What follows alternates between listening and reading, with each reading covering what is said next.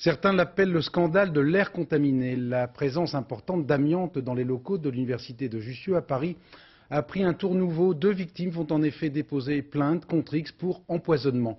À ce jour, 21 cas de maladie ont été déclarés dans le personnel de ce campus, dont un enseignant-chercheur qui a donc décidé de porter plainte. Reportage Olivier Caroff, Gilles Doblard.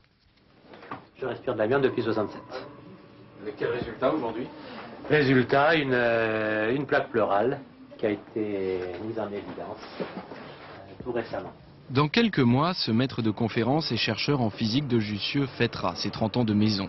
Mais en attendant, il porte plainte contre X. Son état de santé lui a été caché pendant plusieurs années.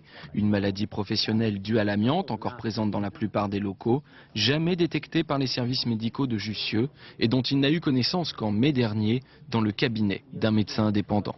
Le médecin, quand il a consulté une radio ancienne qui date de 82, m'a dit, mais sur cette radio de 82, déjà, on voit une zone suspecte qui aurait dû alerter la médecine préventive et tout le processus, scanner, etc., aurait dû être mis en branle. On nous a menti et on nous ment depuis, je dirais depuis milieu 75, quand ce problème a été bien reconnu, bien établi. La présidence de Paris 6, son université, évoque simplement une malchance du professeur. Dans l'autre université du campus, Paris 7, certaines maladies liées à l'amiante ont aussi été détectées, mais on continue à faire confiance au service médical.